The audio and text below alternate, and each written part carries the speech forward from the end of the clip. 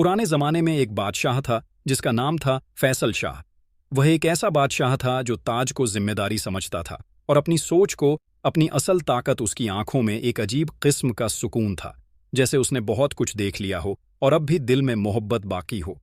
जब वह महल के आंगन से गुजरता, सिपहसालार सलामी देते, मगर वह किसी को नजर भर देखे बगैर आगे बढ़ता, जैसे उसे अपनी मौजूदगी का एहसास दिलाने की जरूरत ही ना हो। वह वहां का बादशाह था जिसके हुक्म से ज्यादा लोग उसकी खामोशी का मान रखते थे। रियाया में उसके इंसाफ की मिसालें दी जातीं। उसके फैसले अक्सर वह होते जो किताबों में नहीं मिलते, मगर दिलों पर लिखे जाते। एक बार जब एक गरीब ने अमीर जमींदार के जुल्म की फरियाद की, तो फैसल शाह ने दरबार में सबके सामने खुद उस गरीब की बात सुनी, और जब साबित हुआ कि वह सच कह रहा है तो अमीर की आधी जमीन उसे दिलवा दी। ना कोई शोर, ना कोई नुमाइश। उसका कहना था कि हुकूमत तलवार से नहीं, इंसाफ से चलती है, और यह बात उसने सिर्फ कही नहीं, हर रोज साबित की। लेकिन इस सख्त तेवर वाले बादशाह के अंदर एक नरम दिल भी था, और वह दिल सिर्फ एक जगह पिघलता था, अपनी बेटी गुलनार के सामने। गुलनार उसकी इकलौती औलाद थी, एक ऐसा चिराग जो ताज के साए में नहीं, सोच की रोशनी में पला था। उसकी परवरिश माँ की ममता से ज्यादा बाप की सूझबूझ में हुई थी।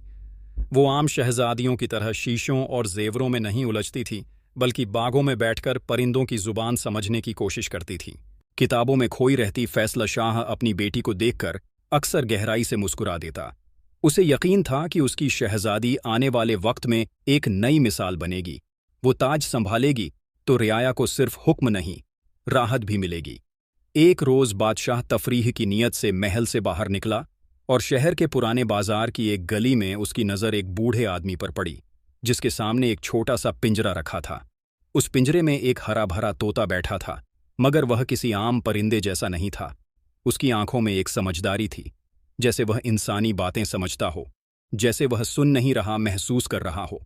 बादशाह उस तोते के पास रुका और दुकानदार से पूछा, "यह किस कीमत का है?" उस दुकानदार ने सर उठाया और बेहद सादा लहजे में जवाब दिया, "इसकी कीमत उस शख्स के पास है जो इसे समझ सके।" फैसल शाह हल्के से मुस्कुराया और कहा, "तो आज इसकी कीमत मेरे पास है।" उस दिन वह तोता बादशाह के साथ महल लौटा, मगर यह परिंदा उसने अपने लिए नहीं, अपनी बेटी गुलनार के लिए लिया था। उसे लगा कि इस परिंदे की संगत में गुलनार को कोई नई बात मिलेगी, कोई नया रिश्ता, कोई नई समझ। शहजादी गुलनार उस महल की वह रोशनी थी जो न सिर्फ दीवारों पर बल्कि दिलों में भी उजाला करती थी। बचपन से ही उसमें एक अजीब सादगी थी, ऐसी सादगी जो शानो शौकत की चमक में भी ना खोती थी।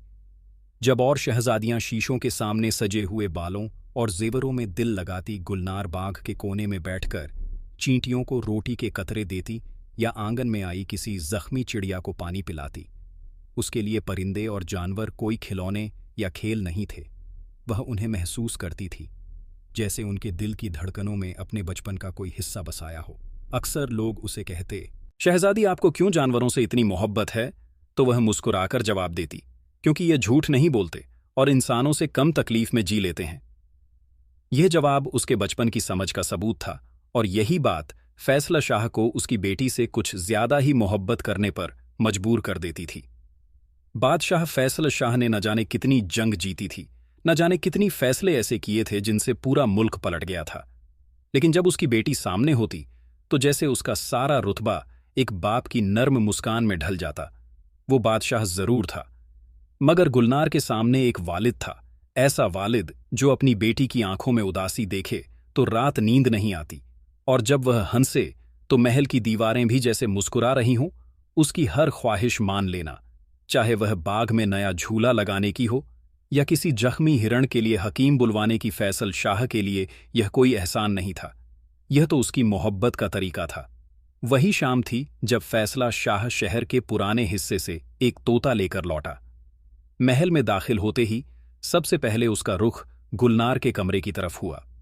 वह अपनी किताबों और एक सफेद बिलोटे के साथ आंगन में बैठी थी, जब उसके वालिद ने आहिस्ता से आकर उसके सामने वह पिंजरा रखा।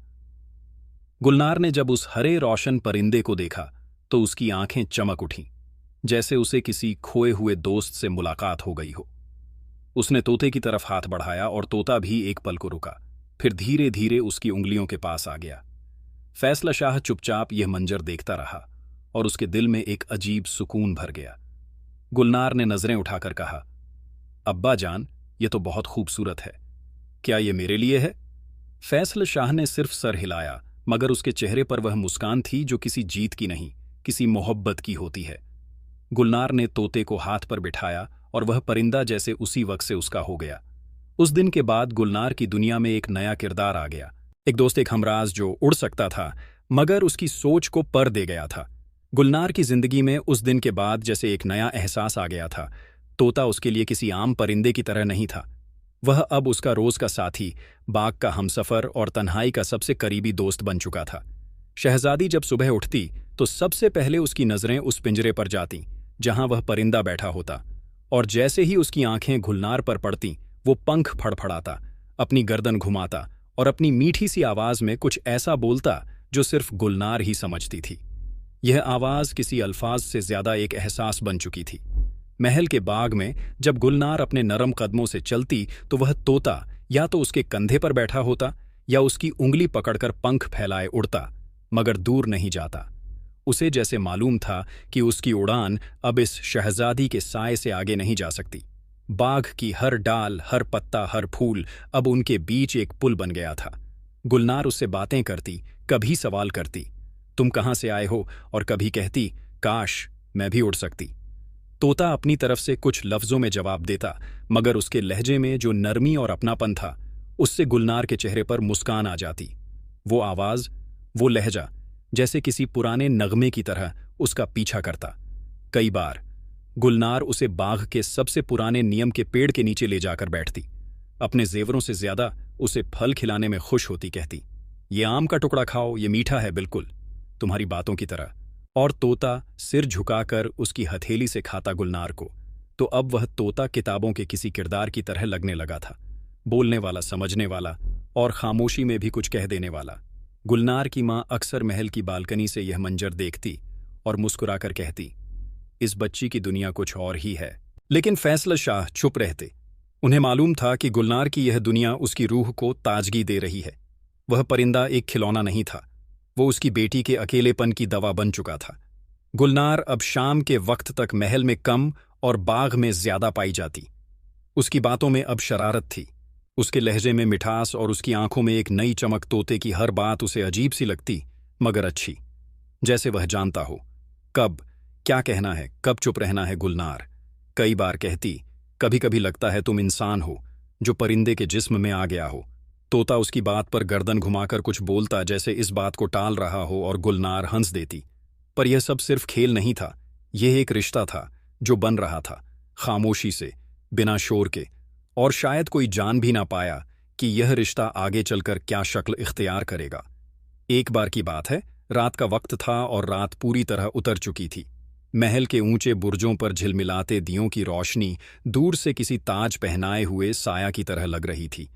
हवाओं में शाम की ठंडक अब कुछ बढ़ गई थी, लेकिन गुलनार के दिल में जो हलचल थी वह किसी मौसम से नहीं जुड़ी थी। उसे अपने प्यारे तोते की गैर मौजूदगी परेशान कर रही थी।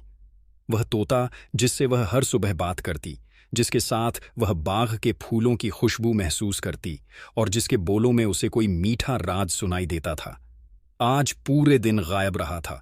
शहजादी गुलनार रेशमी चादर ओढ़े अपने कमरे की खिड़की के पास बैठी थी। उसकी आंखें बाग के उस हिस्से को घूर रही थीं जहां अक्सर उसका तोता देर रात तक फदकता रहता था। मगर आज बाग की शाखों पर भी सन्नाटा था। उसे ना जाने क्यों लग रहा था कि आज की रात कुछ अलग है, कुछ छुपा हुआ। अचानक एक साया उसकी नजर से गुजरा। वो कोई नौकर नहीं था, ना कनीज और ना ही दरबान, वो तो कोई और ही था। उसने जल्दी से अपना सर ढांका, चुपचाप कमरे से निकली और बिना आहट के बाग की तरफ चल पड़ी।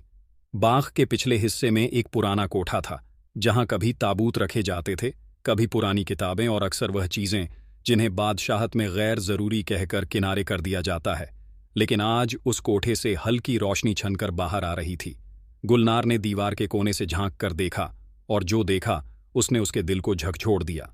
कमरे में खड़ी थी उसकी पुरानी और वफादार कनीज, लाली मलमल का लिबास, खुले बाल जो उसके घुटनों से नीचे तक लहराते थे, और एक झलक में वो किसी दूसरी ही दुनिया की मखलूक लग रही थी। वो अपने बाल सुलझा रही थी, जैसे हर रात की कोई पुरानी आदत हो। मगर वहां सिर्फ लाली नहीं थी।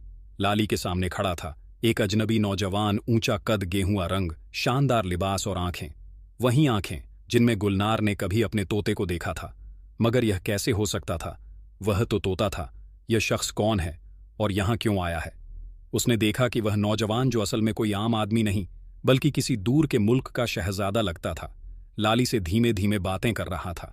उसकी आवाज में अजीब सा खिंचाव था, जैसे हर लफ्ज में कोई पुरानी दास्तान हो। शहजादा कह रहा था, मैं कंचन देश से आया हूं, बहुत दूर से, जहां समंदर की लहरें भी रेत से बातें करती हैं। और जब पहली बार तुम्हें देखा, तुम्हारे बालों की खुशबू ने मुझे बांध लिया। तब से मैं हर रात यहां आता हूं। इसी शक्ल में गुलनार की सांसें रुक गईं। तोता शहजादा लाली, क्या यह वही तोता है जिसे उसने तोहफे में पाया था? क्या वह हर दिन उसके कंधे पर बैठकर बात करता था? मगर रात में लाली के पास चला जाता था। वह हैरान खड़ी रही, और तब अचानक उसने देखा उस शख्स की आंखें उसकी ओर उठीं। क्या उसे महसूस हो गया था कि कोई देख रहा है?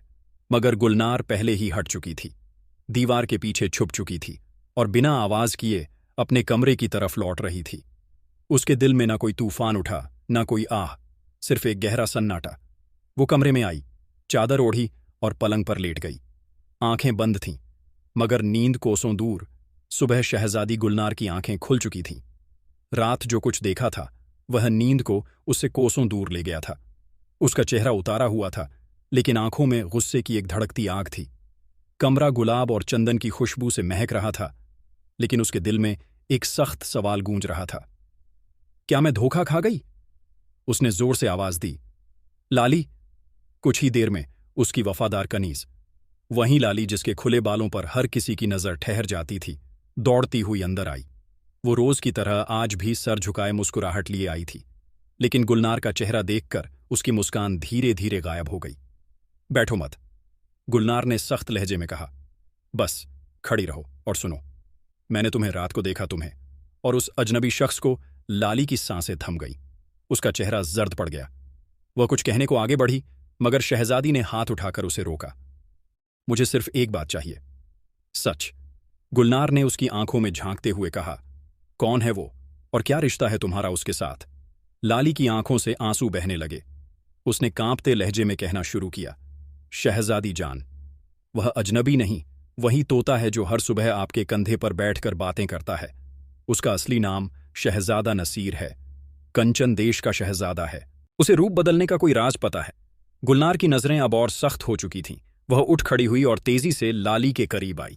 उसकी आंखों में गुस्से की वह चमक थी जो कभी किसी ने ना देखी थी। तुम्हें क्या लगा? मैं नहीं जानूंगी। तुम मेरे भरोसे को तोड़ोगी और मैं चुप रहूंगी।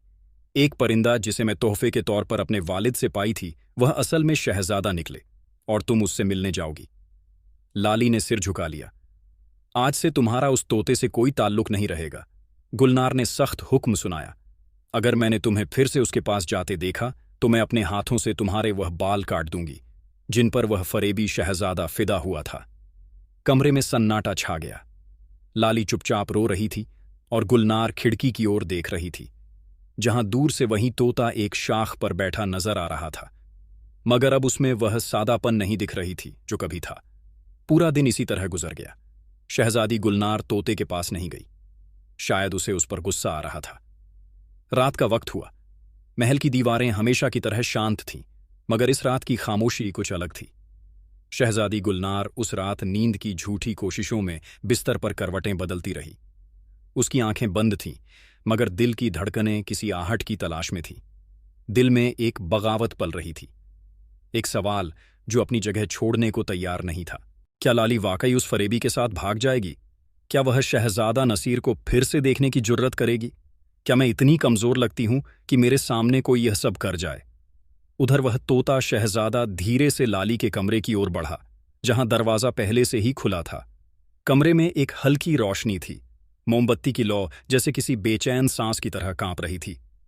लाली बैठी थी, सर झुकाए, आंचल उंगलियों में लपेटती हुई। उसने दरवाजे की तरफ देखा और आंखें उस साए से मिली जो अब उसके नजदीक था। तैयार हो? शहजादा नसीर ने फुसफुसाते हुए पूछा। लाली ने धीरे से सिर हिलाया। उसके चेहरे पर डर, पछतावा और चाहत तीनों एक साथ मौजूद थे। एक बार फिर सोच लो, अगर अब साथ चली तो पीछे लौटना मुश्किल होगा। लाली ने कोई जवाब नहीं दिया, बस हाथ आगे बढ़ाया। नसीर ने उसका हाथ थामा और दोनों चुपचाप महल की पिछली दीवार की तरफ बढ़ गए। सुबह का वक्त मुनादी करने वाले महल के गलियारों में घूम रहे थे। महल की दासियां काम पर लगी थीं और पहरेदार सुबह की पहली गश्त पर निकल चुके थे। अचानक एक पहरेदार ने शोर मचाया, यहां आओ। जल्दी लोग दौड़े और फिर जो देखा गया उसने पूरे महल में सनसनी फैला दी। महल की एक सादा सफेद दीवार पर किसी ने लाल स्याही से शेर लिखा था, कौन आएगा, कंचन के देश कौन कटेगा। लाली के केस यह शेर नहीं बल्कि एक सीधी चुनौती थी। महल की सबसे प्यारी कनीज लाली अब महल में नहीं थी और यह पैगाम उसकी गायबी का इश्तहार बन चुका था। जब यह खबर शहजादी तक पहुंची तो उसका चेहरा तमतमा उठा। उसने अपनी आंखों से वो शेर पढ़ा और फिर अपनी जगह से हटकर तेज कदमों से महल के पिछवाड़े की सिमत जाने लगी। उसके साथ पहरेदार, दासियाओं और सलाहकार भी दौड़े। लाली गायब है, उसने कड़क आवाज में पूछा। जी हां शहजादी, एक दासी ने डरते हुए कहा। और यह शेर किसने लिखा? कोई जवाब नहीं दे सका। गुलनार ने दीवार की ओर देखा और फिर अपनी मुट्ठियां भी ली। नसीर या फरेबी, अब वो खेल खुलकर खेलना चाहता है। लाली को साथ ले जाकर समझता है कि मुझे नीचा दिखा देगा। नहीं, अब जो जंग होगी वह दिल की नहीं, अक्ल और अदावत की होगी। लेकिन सवाल यह था, अब क्या किया जाए। वालिद यानी बादशाह फैसल शाह किसी बहुत ही अहम मुल्की दौरे पर थे और उनकी गैर मौजूदगी में शहजादी के पास सिर्फ एक ही रास्ता था, अपनी मां से बात करना। गुलनार ने अपने कमरे में कुछ पल अकेले बिताए, फिर उठकर अपने लिबास बदले। उसने महल की सबसे सीधी साधी गुलाबी चुनरी ओढ़ी ताकि उसकी नीयत मलका को साफ साफ दिखाई दे। वह चाहती थी कि उसकी मां उसे सिर्फ एक जिद्दी लड़की ना समझे बल्कि एक जिम्मेदार शख्स के तौर पर देखे जो अपने महल की इज्जत के लिए कुछ भी करने को तैयार है। दरबार के पीछे बने मलका के खास कमरे में जब गुलनार पहुंची तो मलका अकेली बैठी थी। उनकी आंखों में भी एक गहरी बेचैनी थी। उन्हें अंदाजा था कि उनकी बेटी के दिल में क्या चल रहा है। अम्मीजान गुलनार की आवाजें धीमी थीं, लेकिन स्थिर मलका ने उसकी तरफ देखा और बिना कुछ पूछे कहा, बैठो गुलनार, मुझे मालूम है तुम क्या कहने आई हो। गुलनार ने थोड़ी हिचक के साथ सर झुका लिया। आप जानती हैं तो फिर इजाजत भी दे दीजिए। अम्मीजान, मुझे जाना होगा। कंचन देश मलका चौंकी नहीं, लेकिन उनकी सांसें गहरी हो गई। क्या तुम जानती हो कि तुम किस ओर जाने की बात कर रही हो? वो मुल्क जिसे आज तक किसी ने ठीक से देखा नहीं, वह देश जो नक्शों में भी धुंधला सा नजर आता है। और तुम अकेली शहजादी होकर गुलनार की आंखों में अब आंसू नहीं थे। मैं शहजादी ही तो हूं अम्मीजान, और अगर एक शहजादी अपने महल की इज्जत के लिए कुछ नहीं कर सकती तो उसे ताज पहनने का हक नहीं। मलका की आंखों में चमक आई, लेकिन साथ ही एक मां का डर भी। उन्होंने गुलनार का चेहरा अपने हाथों में लिया। अगर तुम्हारे वालिद होते तो वो मुझे रोकते भी नहीं। गुलनार ने बात काट दी। कुछ पल की खामोशी के बाद मलका ने गहरी सांस ली और कहा, ठीक है, लेकिन एक शर्त है, तुम लड़के का भेष इख्तियार करोगी, तुम्हें कोई पहचान ना पाए। गुलनार मुस्कुराई। मैं तैयार हूं। उसने भेष बदल लिया। अब वह शहजादी गुलनार नहीं बल्कि एक व्यापारी का बेटा लग रही थी जो अपनी मां के गहने लेकर किसी पुराने सौदे को पूरा करने कंचन देश जा रहा है। उसके कपड़े सिंपल थे, हल्के नीले रंग की कमीज, मोटे मगर मजबूत काले पतलून और सिर पर एक सादी पगड़ी। उसकी चाल सदी हुई थी मगर निगाहें अब भी तेज थीं। मलका ने उसे जाते वक्त अपने हाथों से सूखे मेवों और चांदी के सिक्कों की छोटी थैली दी। यह तुम्हारी नहीं, तुम्हारी समझदारी की पहचान है। जरूरत से ज्यादा किसी पर भरोसा मत करना और हर बात दिल से मत लेना। गुलनार ने उनकी हथेली चूमी और एक पल के लिए बच्ची बन गई, लेकिन अगले ही पल किसी मजबूत शहजादे की तरह कंचन देश के लिए निकल गई। कंचन देश एक नाम जो सदियों से कहानियों में सुनाई देता था मगर कभी किसी की आंखों ने नहीं देखा था। कुछ कहते थे वह सरसब्ज और खौफनाक जंगलों के पार बसा है, कुछ उसे पानी के नीचे का इलाका समझते थे, कुछ उसे जादू से बना शहर बताते थे, मगर सब में एक बात एक जैसी थी कि वहां कोई नहीं जाता और अगर गया तो लौटा नहीं। गुलनार ने जिस दिन सफर शुरू किया था उसे यह अंदाजा तो था कि रास्ता मुश्किल होगा, मगर कितनी तरह की मुश्किलें उसकी हिम्मत आजमाएंगी इसका इल्म न था। पहले 2 हफ्ते सिर्फ रास्ते ढूंढने में निकल गए। महल से निकलते हुए उसने जो नक्शा साथ लिया था वह ज्यादा मददगार न साबित हुआ। उसमें कंचन देश तक के रास्ते तो थे मगर कंचन देश का नाम तक नहीं था। इसलिए गुलनार ने एक नई रणनीति बनाई।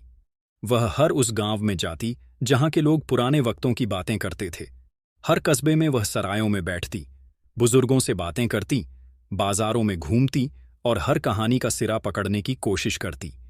एक दिन उसे एक बूढ़ी औरत ने बताया कि कंचन देश एक जंगल के उस पार है जिसे खामोश वन कहा जाता है, जहां दिन के वक्त भी हरियाली काली लगती है और जहां पत्ते गिरते नहीं, बस कांपते हैं। गुलनार ने उसी सिमत में कदम बढ़ा दिए। जैसे जैसे जंगल गहरा होता गया, वैसे वैसे उसकी थकावट और बढ़ती गई।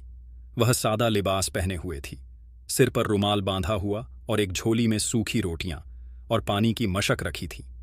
मगर उन सूखी रोटियों ने ना थकन मिटाई, ना मशक के पानी ने प्यास बुझाई, क्योंकि यह प्यास जिस्म की नहीं थी, दिल की थी। कुछ शहरों में तो ऐसा हुआ कि जब गुलनार ने कंचन देश का नाम लिया, लोगों ने उसका मजाक उड़ाया। एक जगह के बूढ़े ने कहा, अरे बेटे, तू क्या पागलपन की बात कर रहा है? कंचन देश वहां कौन गया है? कभी और जो गया वह फिर दिखा नहीं। कहीं लोग चुप हो जाते, कहीं डर से मुंह फेर लेते। कुछ नौजवानों ने उसे डराने की भी कोशिश की, अगर वहां गया तो तेरा जिस्म कांपता रहेगा, जैसे उस शहर का नाम है कंचन। मगर गुलनार की आंखों में कोई डर न था। वो उस इंसान की तरह थी जो जवाब लेने निकला हो और पीछे लौटने का कोई रास्ता ना छोड़ा हो। रातों को जब वह अकेली किसी सराय के कोने में लेटी होती या किसी पेड़ के नीचे, तो उसकी आंखों में नींद नहीं आती। वह दीवार की लकीरें याद करती। महल की दीवार पर लिखा हुआ वह चैलेंज कौन आएगा, कंचन के देश कौन कटेगा। लाली के केस उसे हर वक्त याद दिलाता कि उसे क्यों जाना है। लाली के लिए नहीं, बल्कि उस चैलेंज के जवाब में उस शहजादे को दिखाने के लिए कि शहजादी गुलनार कोई आम लड़की नहीं है। वह किसी के इशारों पर चलने वाली नहीं, वह अपनी कहानी खुद लिखती है। आखिरकार कई दिन की तलाश और कई रातों की जागने के बाद एक दिन वह घने जंगलों के अंदर पहुंच गई। एक ऐसा इलाका जहां धूप भी पेड़ों की शाखों से डरती थी। वहां जमीन पर काई जमी हुई थी, हवा में एक ठंडक और एक डर समाया हुआ था। उसी सन्नाटे के बीच उसे दूर एक झोपड़ी नजर आई। वो झोपड़ी जैसे किसी पुराने वक्त का हिस्सा हो, लकड़ियों से बनी, जिन पर काई और बेलें लिपटी थीं। बाहर एक दरख्त के नीचे एक बूढ़ा आदमी बैठा था, झुका हुआ, मगर उसकी आंखों में अब भी चमक थी। गुलनार जब उसके पास पहुंची तो बूढ़े ने उसकी ओर देखे बिना कहा, बहुत दिन बाद कोई आया है कंपन देश का रास्ता पूछने। गुलनार चौंकी, आपको कैसे पता? बूढ़ा मुस्कुराया, तेरी आंखों में सवाल है और कांधे पर जवाबों का बोझ। जो ऐसे चलता है वह या तो बहुत बेवकूफ होता है या बहुत बहादुर। गुलनार उसके पास बैठ गई। बूढ़ा अंदर गया और एक पुराना सा नक्शा लेकर लौटा। वो नक्शा कागज का नहीं, किसी चमड़े पर बना हुआ था, शायद किसी जानवर की खाल पर। यह नक्शा है कंचन देश का रास्ता। मगर सुन, यह रास्ता सीधा नहीं, यह तुझे बदल देगा। यह रास्ता देखेगा कि तू सच में कौन है। अगर तू झूठ है तो तू लौट नहीं पाएगी। गुलनार ने बेसाख्ता चौंक कर बूढ़े को देखा। बूढ़ा मुस्कुराया और कहा, मैं तेरी हकीकत से वाकिफ हूं। तू लड़का नहीं, लड़की है, लेकिन जरा ध्यान से संभल कर जाना। बूढ़े ने उसे दुआएं दी। गुलनार ने नक्शा लिया, उसे ध्यान से देखा। रास्ते के निशान साफ न थे, मगर हर मोड़ पर कुछ अल्फाज लिखे थे, जैसे इशारे हों। खामोश दरिया, कांपते पत्थर पिघलती जमीन, सांसों की वादी। खैर, इसके बाद गुलनार ने झोली उठाई, नक्शा अपने सीने से लगाया और अगली सुबह उस रास्ते पर निकल पड़ी जहां हवा का रंग और वक्त की चाल सब कुछ अलग था, जिसका नाम सुनकर लोग कांपते थे, जिसकी हवाओं में अजीब सी सर्दी थी और जिसकी गलियों में सन्नाटा तो था, मगर हर मोड़ पर जैसे कोई आंखें रखे बैठा हो। उसी कंचन देश के अंदर शहजादी गुलनार अब दाखिल हो चुकी थी। वह महल से चलते वक्त लड़के का भेष बना चुकी थी, सिर पर गोल टोपी, चेहरा गर्द से भरा, आंखों में थकन, मगर लहजे में अब भी वही राजसी ठहराव। सफर ने उसके लिबास को पुराना कर दिया था, मगर हौसले को और नुकीला बना दिया था। शहर की सरहद के पास पुराने किले की दीवारों से सटकर एक पुरानी सी सराय थी। सफर मंजिल, जिसका नाम लकड़ी पर लिखा हुआ था। दरवाजे के ऊपर कुछ बेतरतीब लाल टेनें लटक रही थीं, जिनमें से दो बुझी हुई थीं और एक टिमटिमा रही थी। गुलनार उसी सराय में दाखिल हुई। अंदर की हवा में लकड़ी, मिट्टी और मसालेदार चाय की महक थी। सराय का मालिक एक गठीला मगर भला सा आदमी था। उसे देखकर मुस्कुराया, कहाँ से आए हो मुसाफिर? कपड़े तो अमीरों जैसे हैं, मगर हालत माफिक नहीं लगती।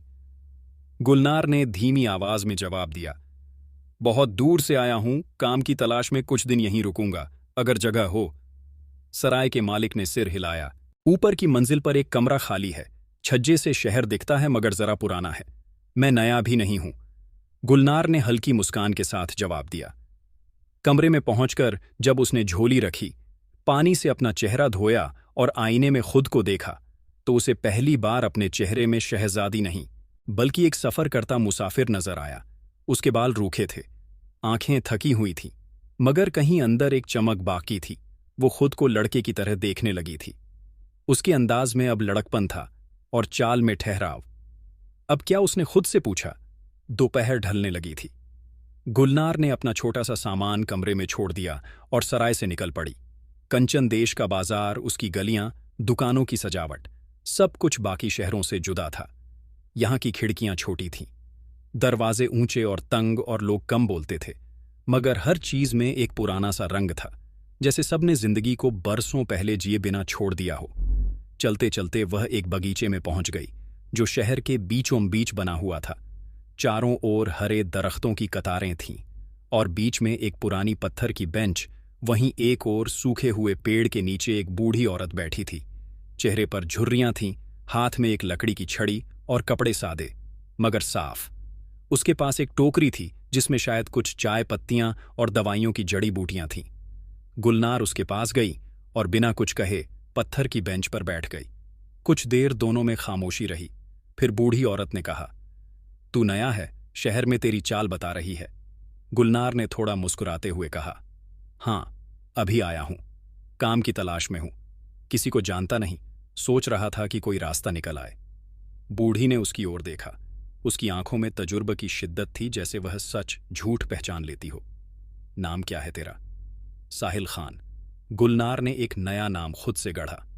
बूढ़ी ने कहा, साहिल खान, तू काम की तलाश में है तो चल, अगर दिल में जज्बा है तो शायद तेरा काम बन जाए। गुलनार ने झिझकते हुए पूछा, क्या आप जानती हैं कोई जो काम दिलवा सके? बूढ़ी ने टोकरी उठाई, धीरे से कहा, मैं ही तो महल में काम करती हूं बेटा, रसोई में, और तू अगर मेहनती हो तो वहां काम मिल सकता है।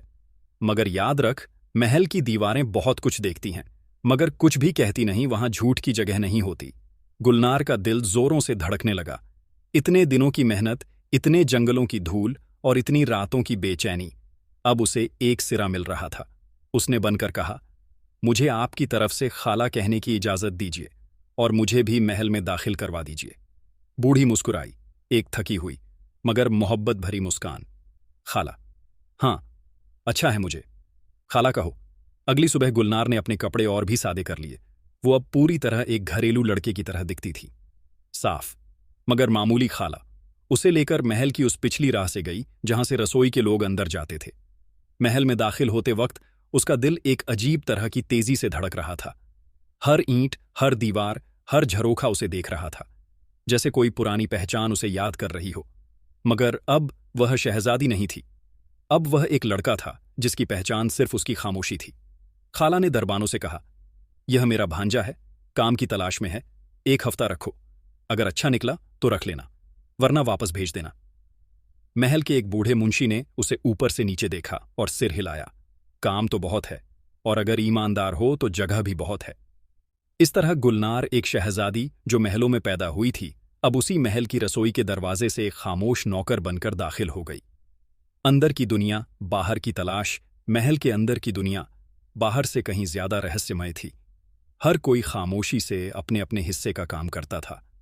वहां कोई ज्यादा सवाल नहीं पूछता था और शायद जवाब भी कोई देना नहीं चाहता था। गुलनार ने वहां के तौर तरीकों को बहुत जल्दी सीख लिया। रसोई में उसे मसाले पीसने, पानी भरने, बर्तन धोने और कभी कभी दरबार में चाय शरबत पहुंचाने का काम दिया गया। यह सब करते हुए उसकी आंखें हर तरफ घूमती रहती, हर चेहरा पढ़ना चाहती, हर बात का मतलब समझना चाहती। वो जानती थी कि शहजादा यहीं कहीं होगा और शायद लाली भी, मगर वह लाली के लिए नहीं आई थी। वह उस सवाल के पीछे आई थी जो दीवार पर लिखा गया था। उस शहजादे को जवाब देना था जिसने उसे कंचन देश बुलाया था। गुलनार को महल में काफी दिन गुजर गए। गुलनार ने सब कुछ बारीकी से देख लिया था, कौन कहाँ जाता है, कौन किसके पास जाता है और लाली कहाँ और किस वक्त रहती है। शहजादा अक्सर शिकार या दीवाने खास में व्यस्त रहता, मगर लाली, जो अब भी शहजादे की सबसे पसंदीदा थी, महल के उसी हिस्से में रहती जहां फूलों की क्यारियां थीं और बड़ी औरतें तेल मालिश कराती थीं। एक शाम जब रसोई का काम खत्म हो चुका था और खाला अपनी चाय के लिए उबले पानी का इंतजार कर रही थी, गुलनार ने उसकी तरफ देखा और धीमे से कहा, खाला, अगर मैं तुमसे कुछ कहूं तो क्या तुम चौंकोगी? बोलो बेटा, तुम तो मेरे लिए अब बेटे जैसे हो या कुछ और। खाला की आंखें मुस्कुराईं, मगर आवाज में तजुर्बे की गंभीरता थी। गुलनार ने चुपचाप अपने झोले से एक जोड़ा औरतों का लिबास निकाला। दुपट्टा, लंबा कुर्ता और एक कंघा। मैं लड़की हूं खाला, और अब वक्त आ गया है कि मैं लड़की की तरह ही अंदर जाऊं। बूढ़ी खाला ने कुछ पल तक उसे देखा। उसकी आंखों में ताज्जुब तो था, मगर तजुर्बा ने उसे ज्यादा झटका खाने नहीं देता था। बुढ़िया ने गुस्से से पूछा, यह सब क्या है? तो शहजादी गुलनार ने उसे अपनी मीठी मीठी बातों में ले दिया और खाला खाला करके उसे मना लिया। अब गुलनार एक नौकरानी के भेष में थी। सर पर दुपट्टा, लिबास में सादगी और चाल में शर्म। खाला ने उसे फूलों के बाग की सफाई के लिए भेजा, जहां लाली अक्सर अपनी सहेलियों के साथ बैठती, हंसती और कभी कभी बालों में तेल भी डलवाती। लाली बेहद हसीन थी। उसके लंबे बालों की चर्चा महल में आम थी। वह बाल जो कमर से नीचे तक लहराते थे, वह उसकी शोहरत बन चुके थे। और यही वह बाल थे जो गुलनार को काटने थे। सिर्फ बदला नहीं लेना था, बल्कि वह जवाब देना था जो एक शहजादी की जुबान से नहीं, बल्कि उसके हाथों से जाना था। एक दोपहर लाली बाग के छायादार हिस्से में बैठी थी और गुलनार उसके पीछे खड़ी थी, हाथ में चंपा का तेल और सामने लाली की खुली छोटी लाली मुस्कुरा रही थी। तुम्हारे हाथों की मालिश बहुत सुकून देती है। क्या नाम है तुम्हारा? गुलनार ने मुस्कुराते हुए जवाब दिया। गुलबानो लाली ने आंखें बंद कर लीं और गुलनार ने धीरे धीरे छोटी को कंघा करना शुरू किया। वह जानती थी कि यही मौका है। उसके एक हाथ में कंघा और दूसरे में तेज छोटा सा कैंचीनुमा चाकू था। धीरे से बिना आवाज के उसने बालों की जड़ पकड़कर एक लंबी छोटी काट ली। वो छोटी जो अब तक शहजादे की मोहब्बत की पहचान थी। लाली को कुछ महसूस ही नहीं हुआ। गुलनार ने झोले से एक कपड़ा निकाला और चुपचाप उस छोटी को उसमें लपेट लिया। लाली मालिश का मजा लेते सो गई थी शहजादी।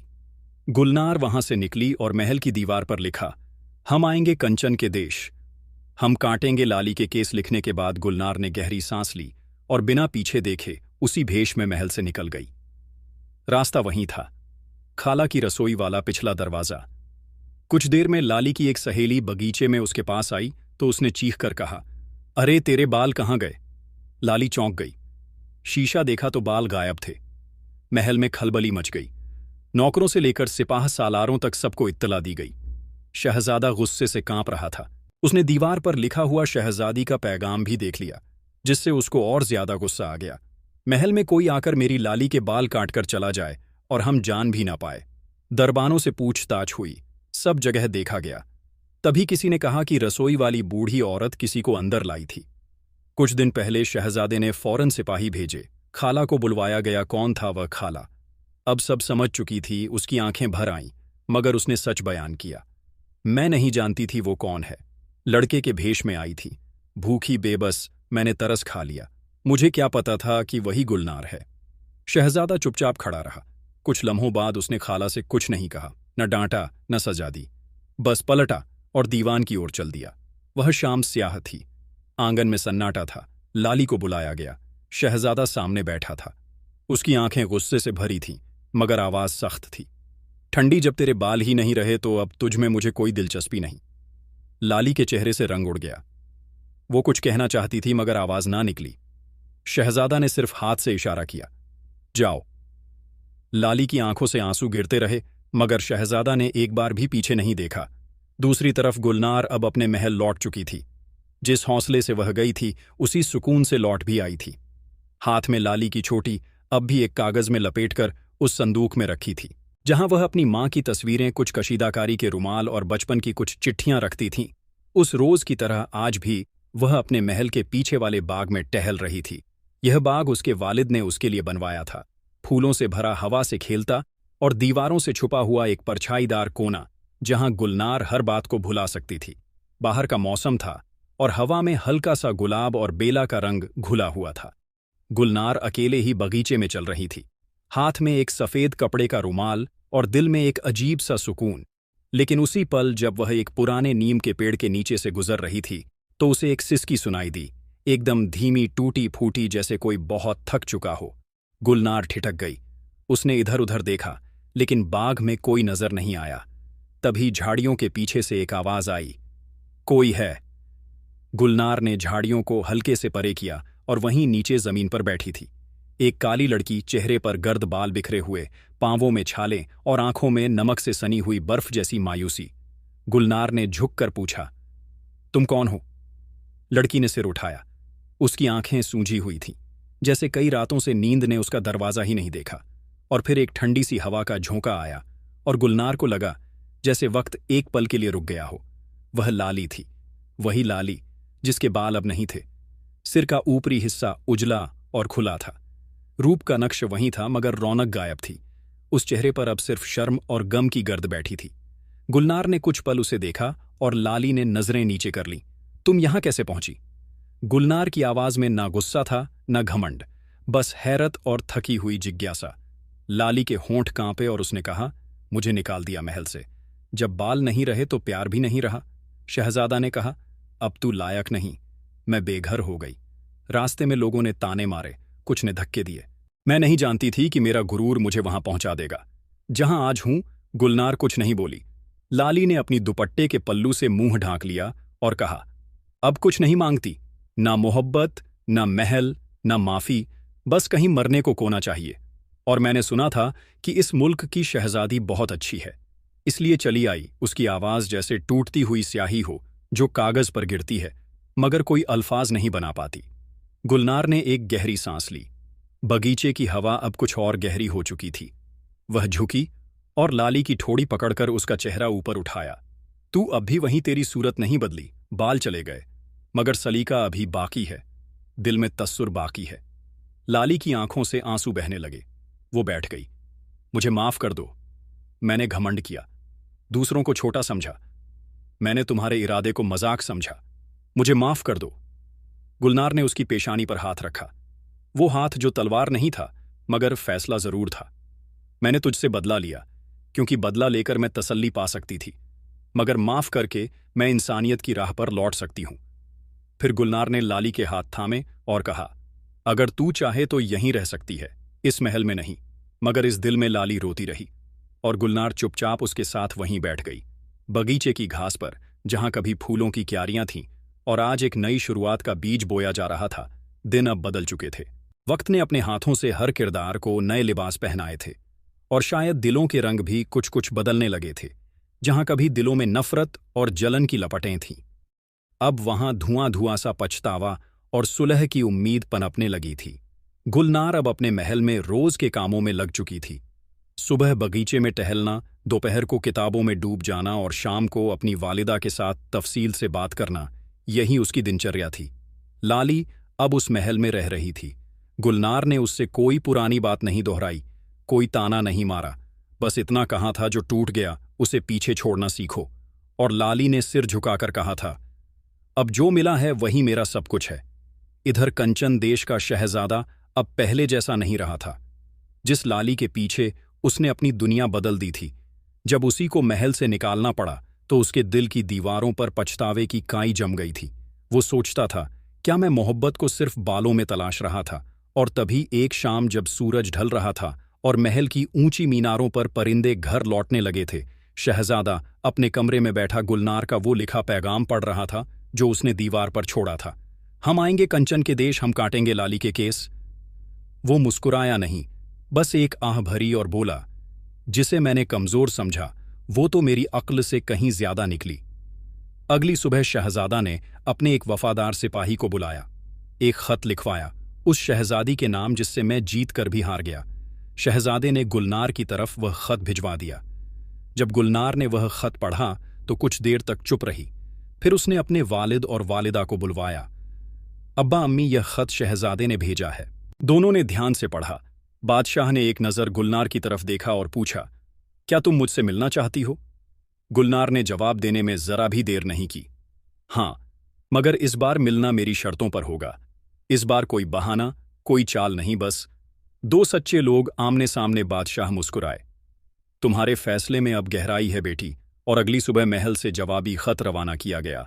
3 दिन बाद कंचन देश का शहजादा अपने चुने हुए चंद सिपाहियों और एक शाही तोहफों से सजे ऊंटों के साथ गुलनार के महल के सामने खड़ा था। महल के दरवाजे खुले और शहजादा गुलनार उसके माँ बाप और दरबार के बुजुर्गों के सामने पेश हुआ।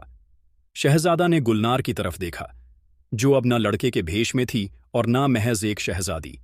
वो अब एक तजुर्बेकार और सलीम अक्लमंद लड़की बन चुकी थी। शहजादा ने सिर झुकाया। मैं उस दिन के लिए शर्मिंदा हूं जब मैंने मोहब्बत को बालों में बांध दिया था। आज मैं तुम्हें इंसान समझकर तुम्हारा हाथ मांगता हूं। अगर तुम चाहो तो कुछ देर तक सन्नाटा रहा। फिर गुलनार ने धीमी आवाज में कहा, अगर मोहब्बत बालों से बंधी होती तो तू अकेला रह जाता, मगर आज तूने जो कहा वह उस शहजादे की बात थी जो अब समझ गया है। मोहब्बत इज्जत से शुरू होती है और भरोसे से चलती है। मैं रजामंद हूं, गुलनार ने कहा। 1 हफ्ते बाद दोनों का निकाह हुआ। दोनों महलों को सजाया गया। सिर्फ शहर नहीं, गांव-गांव से लोग आए, बगीचों में रोशनी लटकाई गई, गलियों में मिठाइयां बांटी। लाली भी उस शादी में शरीक थी। अब एक नई शक्ल में, एक नई नजरों से उसने गुलनार को काजल लगाया और कहा, अब तू सिर्फ शहजादी नहीं रही, तू वह आईना है जिसमें हर औरत अपनी ताकत देख सकती है। गुलनार मुस्कुराई और बोली, और तू वो आईना है जिसने टूट कर भी मुझे सीधा देखना सिखाया। शहजादा और शहजादी अब साथ रहने लगे। नफरत की राख में मोहब्बत का गुलाब उगाया था। दुनिया ने देखा कि असली जीत लड़ाई से नहीं, समझदारी से होती है, और महल की ऊंची दीवारों पर एक नई पंक्ति लिखी गई, जब गुरूर टूटता है तब रिश्ते बनते हैं, और जब माफ किया जाता है तब मोहब्बत होती है। दोस्तों, आज की वीडियो में इतना ही। इस वीडियो को लाइक जरूर करें और यूट्यूब चैनल शहानी नॉलेज को सब्सक्राइब कर लें। शुक्रिया। अल्लाह हाफिज।